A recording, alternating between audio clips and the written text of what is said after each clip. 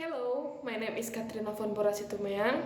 I'm from Group B, and my academic number is 1901030050. In this videos, I want to explain my understanding about the sentence pattern. So I hope you will enjoy these videos. I want to explain what is the sentence. Sentence is a group of words. Sentence have 5 elements. Number 1 is subject. What is the subject? Subject is people who take action, and the subject position is at beginning after to be, verb, declarative sentence, and modals. There are many 7 of subject. There is I, you, they, we, she, he, and it. Number 2 is predicate. Predicate is have 2 elements, action and non-action. Action or a verb, there are many 3 of verb. For the first, transitive verb. Transitive verb must be followed by an object. For example, I bought a book. I as a subject, book as a predicate, and a book as an object. And number 2, intransitive verb. Intransitive verb do not use an object. For example, I run. I as a subject and run as a predicate. That is not have an object. And number 3, transitive and intransitive verb. There is can or may not use an object. Jadi maksudnya di situ adalah predicate itu ada 2, action dan non-action. Action atau verb. Action itu seperti sebuah pekerjaan. Ada sesuatu yang harus dilakukan. Contoh dan verb itu dibagi menjadi 3. Ada transitif, intransitif, dan transitif intransitif atau campuran. Contoh dari transitive verb, dia itu syaratnya harus diikuti oleh objek. Jika dia tidak diikuti objek, dia tidak memiliki arti. Misalnya seperti contoh tadi, I bought a book. I sebagai subjek, book sebagai predikat atau verb, dan objek adalah a book. Jika tidak disertai dengan objek, I bought, saya membeli. Membeli apa? Tentu saja dia tidak memiliki makna, dan dia tidak bisa berdiri tanpa adanya objek. Sementara di intransitive verb, dia bisa tidak diikuti objek. Contoh seperti I run. Saya berlari. Oke, saya berlari tanpa diikuti objek. Berarti bisa. Dia bisa berdiri tanpa harus menggunakan objek dan memiliki arti. Kemudian transitif, intransitif atau campuran. Jadi kalau intransitif itu bisa dia diikuti oleh objek, bisa juga tidak. And non-action. Non-action is a verb is not to express action but to express condition and followed by to be. Jadi non-action dia tidak mengekspresikan sebuah aksi, tapi berdasarkan situasi dan dia harus diikuti oleh to be. Dan to be dia memiliki 2, linking verb terbagi 2 ya. Dia ada linking verb dan inchoative verb. Linking verb itu to be, sounds, and become. Bisa diikuti become. Kemudian inchoative verb dia itu menunjukkan sebuah perubahan situasi. Number 3 is object. Object is a person or thing to which specified action or feeling is directed, and a material things that can be seen and touched. Maksudnya di sini adalah objek adalah sesuatu yang dikenakan, yang dilakukan oleh si pekerja atau si subjek. Itu bisa dikerjakan ataupun dilakukan ataupun yang dikenakan. Itu adalah objek, sesuatu yang bisa kita lihat dan bisa kita sentuh. There are many 2 of object. Number 1 is direct object atau yang langsung dikenakan. Contohnya The dog eat meat. The dog as a subject, eat as a predicate, and meat as a direct object. Jadi di sini adalah meat itu adalah objek yang langsung dikenakan oleh si subjek, yaitu si subjek yang langsung memakan si meat, dan si meat itu adalah sebagai direct objeknya. Kemudian yang kedua, indirect object atau yang tidak langsung dikenakan. Contohnya, Catherine baked her sister cupcake. Catherine as a subject, baked as predicate, and her sister a cupcake is a indirect object. Number 4 is adverb. Ada 8 jenis adverb yang sering kita temui adalah adverb of time, adverb of place, adverb of manner, adverb of degree, adverb of certainty, adverb interrogative adverb, and conjunction adverb. Number 5 is complement. Complement terbagi dua, yaitu subject complement dan object complement. Apa itu subject complement dan object complement? Subject complement adalah pelengkap yang melengkapi si subjek, sementara objek adalah pelengkap yang melengkapi si objek. Untuk bisa lebih dipahami, saya akan memberikan contoh. Contoh dari subject complement. My mother was a great headmaster. My mother as a subject was as a predicate, a great as an object, and headmaster as a subject complement. Maksudnya di situ adalah subject complement, yaitu headmaster. Kepala sekolah yang dimaksud, kepala sekolah yang great yang dimaksud itu adalah si my mother. My mother di sana sebagai subjek. Jadi komplement itu menjelaskan si subjek, ya kan? Kepala sekolah yang baik itu adalah ibu saya, dan ibu saya di sana, my mother, adalah sebagai subjek. Kemudian contoh dari object complement. I found the question easy. I di sana sebagai subjek, found sebagai predicate, and question sebagai objek, dan easy sebagai object complement. Nah, easy di sana menerangkan bahwa sesuatu yang easy itu adalah the question. Posisi the question pada kalimat tersebut adalah sebagai objek. Jadi, seperti pengertiannya tadi, objek complement adalah pelengkap yang melengkapi objek. Jadi yang maksud easy itu pada kalimat itu adalah si question, dan posisi si question di sana sebagai objek.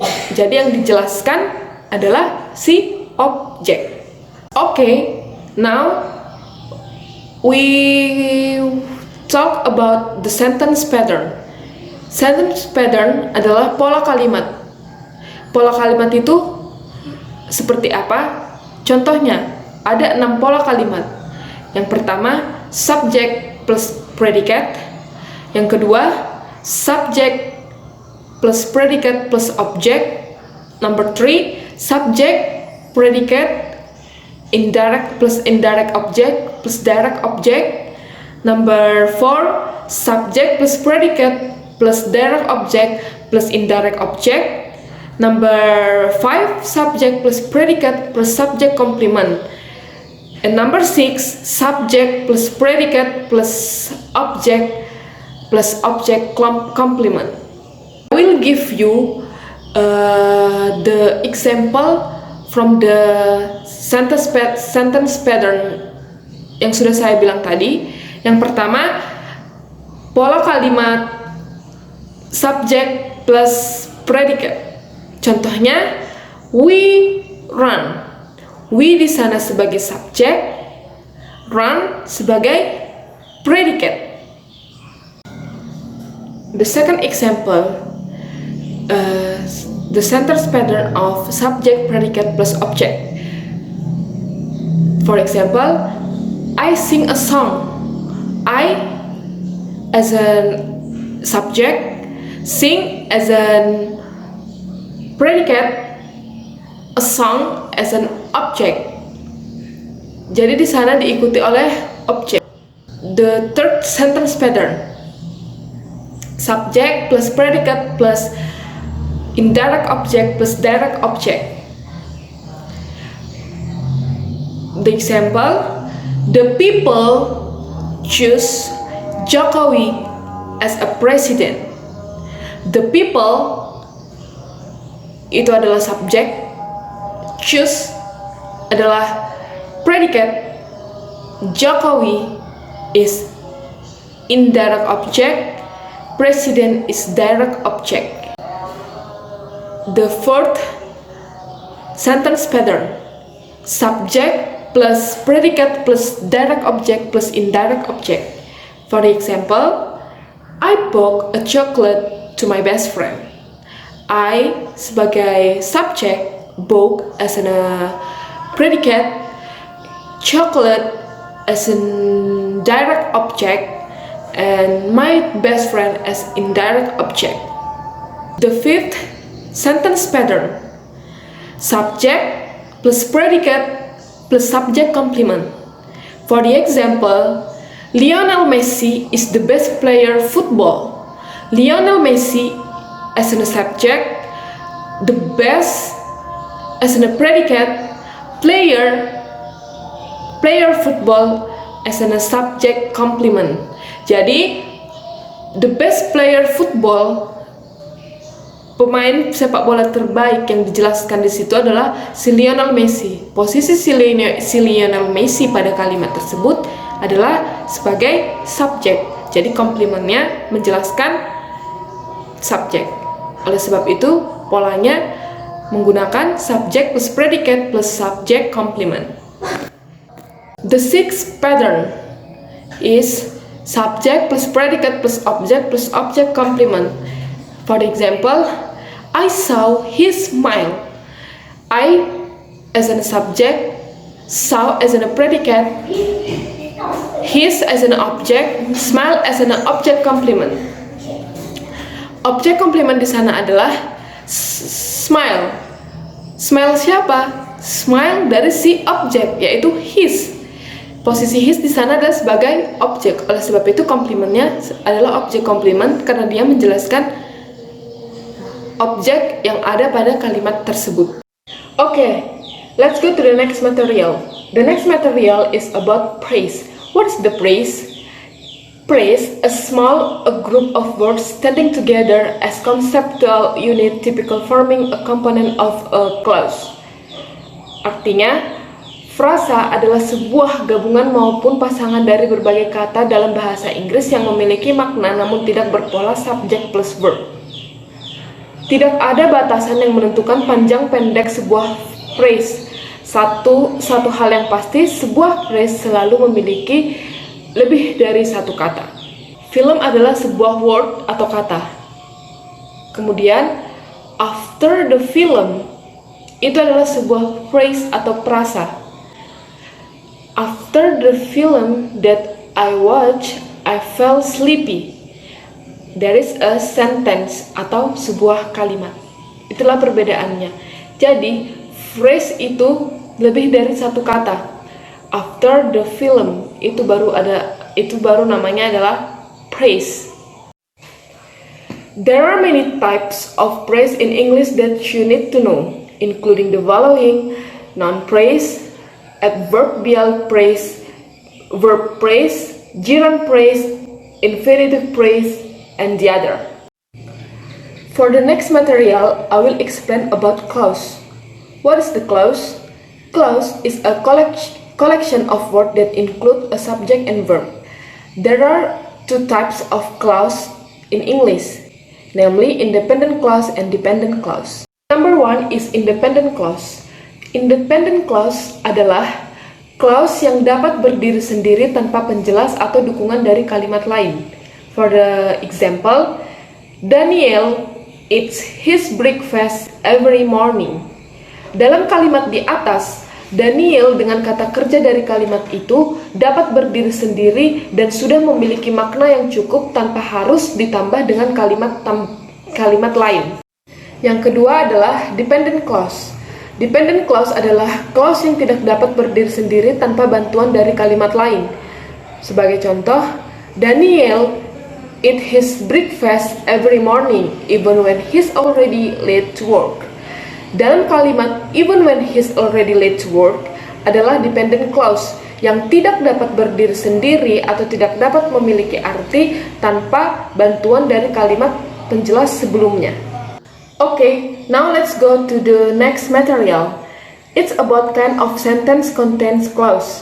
There are simple sentence, compound sentence, complex sentence, and compound complex sentence. For the first, I will explain the simple sentence. What's the simple sentence? Simple sentence is a group of words that contains a complex truth. For example, Simon drank his coffee. Number 2 is compound sentence. Compound sentence is married to independent clauses. For example, Chacha loved her sister and she loved her too. The number three is complex sentence. What is the complex sentence? Complex sentence is when a dependent clause is joined to a dependent clause. It forms a complex sentence. For example, the college gave her a scholarship because she's so smart. The last is compound complex sentence. Compound complex sentence, as the name suggests, a compound complex sentence brings both of these sentences from together. That is, it contains at least 2 independent clauses and at least 1 dependent clause. For example, Erin loved her brother and he loved her too because she pays his bills. Alright, I think that's all my understanding and my explain about this material sentence pattern. I say thank you for your time to watching these videos. Semoga bermanfaat. Terima kasih. Sampai jumpa.